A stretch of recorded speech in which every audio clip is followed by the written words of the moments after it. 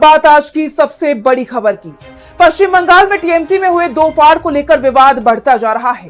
TMC ने बागी गुट के दावों को खारिज करते हुए पूर्व सीएम ममता बनर्जी को अपना अध्यक्ष बताया है। वहीं दूसरी तरफ विधानसभा चुनाव में धांधली के आरोपों पर कलकत्ता हाईकोर्ट ने भी सख्त रुख अपनाया है। कोर्ट ने चुनाव आयोग को कड़े निर्देश दे दिए हैं। तो क्या है ये पूरी खबर, जानेंगे इस रिपोर्ट में। पश्चिम बंगाल में जारी सियासी उठापटक के बीच कलकत्ता हाईकोर्ट बेहद सख्त नजर आ रहा है। विधानसभा चुनाव में धांधली के आरोपों को लेकर कोर्ट ने चुनाव आयोग को सारे सबूत सुरक्षित रखने का आदेश दे दिया है। कोर्ट ने कहा ईवीएम, वीवीपैट, सीसीटीवी फुटेज और अन्य संबंधित रिकॉर्ड संरक्षित रखे जाएं। जरूरत पड़ने पर इन सभी साक्ष्यों की जांच होगी। अदालत की इजाजत के बिना इन्हें न तो मिटाया जाएगा, न बदला जाएगा, न नष्ट किया जाएगा और न ही इनके साथ किसी तरह की छेड़छाड़ की जाएगी। कोर्ट के आदेश के मुताबिक शुभेंदु अधिकारी, उनके सलाहकार सुब्रत गुप्ता और सुनील अग्रवाल को पक्षकार बनाया जाएगा।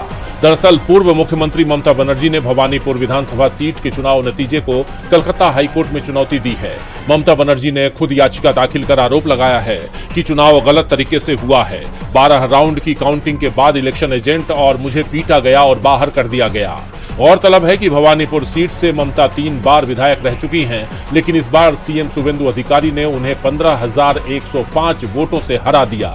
इस चुनाव में जिस तरह की हार ममता को और उनकी पार्टी को झेलनी पड़ी, उसके बाद उन्होंने बीजेपी की इस जीत को पूरी तरह नकार दिया और अब हाईकोर्ट के तेवर भी सख्त हो गए हैं। यानी आने वाले वक्त में इस मामले में कानूनी बहस देखी जाएगी। वहीं विधानसभा में भी अलग बहस छिड़ गई है।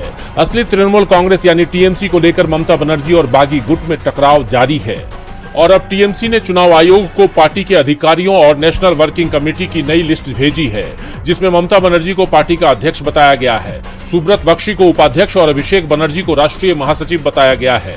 जबकि इससे एक दिन पहले टीएमसी के बागी गुट के नेता ऋतुव्रत बनर्जी ने टीएमसी की पैरेलल वर्किंग कमेटी का ऐलान किया था। उन्होंने विधायक अरूप रॉय को अध्यक्ष चुना था। ऐसे में अब इस कदम के साथ टीएमसी बागी गुट के खिलाफ अपनी पकड़ मजबूत बनाने की कवायद में जुट गई है। पार्टी नेताओं का कहना है कि ममता बनर्जी ने पार्टी बनाई है और वही इसकी सबसे बड़ी पहचान है, जिसके बाद ये साफ हो गया है कि बंगाल की सियासत में उठा ये तूफान अभी थमने वाला नहीं है। अब देखना ये होगा कि टीएमसी आगे क्या कदम उठाती है।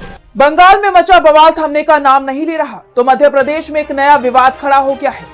मध्य प्रदेश के उज्जैन से लूट की बात सामने आई है, जिसमें अब सीधे सीधे सीएम मोहन यादव और उनका परिवार घिरता हुआ दिखाई दे रहा है।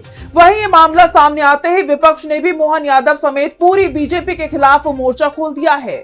तो क्या है ये पूरी खबर, जानने के लिए देखिए ये रिपोर्ट। राम मंदिर से चढ़ावा चोरी होने के मामले में बीजेपी पहले ही फंसती हुई दिखाई दे रही है। उसके पास चढ़ावा चोरी से जुड़े किसी भी सवाल का कोई जवाब नहीं है और इस बीच मध्य प्रदेश के उज्जैन से एक खबर सामने आई है, जिससे हड़कंप मच गया है। सीएम मोहन यादव समेत पूरी बीजेपी निशाने पर आ गई। इंडियन एक्सप्रेस ने एक रिपोर्ट छापी है, जिसमें यह दावा किया गया है कि मध्य प्रदेश के मुख्यमंत्री बनते ही मोहन यादव और उनके परिवार ने उज्जैन में कई जमीनें खरीदी और जमकर मुनाफा कमाया।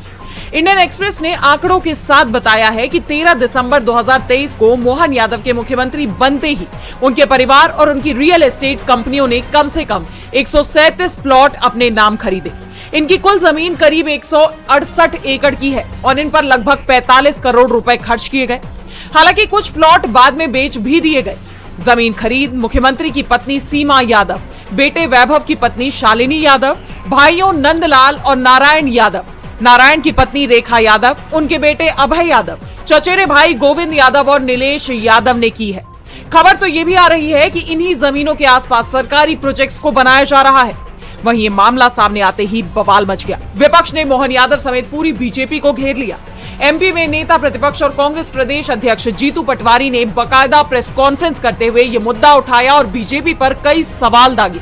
जीतू पटवारी ने इसे एक लूट बताते हुए सीएम से सवाल किया कि क्या यह सही है कि आपके मुख्यमंत्री बनने के बाद आपके परिवार और उनसे जुड़ी कंपनियों ने 137 प्लॉट खरीदकर 168 एकड़ जमीन अर्जित की। लगभग 111 एकड़ जमीनें ऐसी जगहों पर खरीदी गई जो परियोजनाओं से प्रभावित क्षेत्र है। क्या ये महज संयोग है? क्या आप ये घोषणा करेंगे कि इस भूमि सौदे के मुद्दे पर सुप्रीम कोर्ट के सिटिंग जज द्वारा न्यायिक जांच हो? वहीं विधानसभा में नेता प्रतिपक्ष उमंग सिंघार ने भी सरकार को घेरते हुए कहा कि मध्य प्रदेश सरकार में पहले भी भ्रष्टाचार के कई मामले सामने आए हैं, लेकिन किसी का कुछ नहीं बिगड़ा। वो इसलिए कि जब प्रदेश के मुख्यमंत्री ही भ्रष्टाचार में लिप्त हो तो बाकी मंत्री अली बाबा और 40 चोर की तरह ही काम करेंगे। यही नहीं, विपक्ष ने आगे ये भी कहा कि ये तो सिर्फ शुरुआती मामला है, अभी तो और भी जानकारी आना बाकी है। यानी साफ है कि अब इस मामले में बीजेपी नेता और सीएम मोहन यादव बुरी तरह घिर चुके हैं। विपक्ष ने मोहन सरकार के खिलाफ मोर्चा खोल दिया है तो सीजेपी भी मोदी सरकार के खिलाफ मैदान में डटी हुई है। बदहाल शिक्षा व्यवस्था को लेकर कॉकरोच जनता पार्टी आवाज उठा रही है।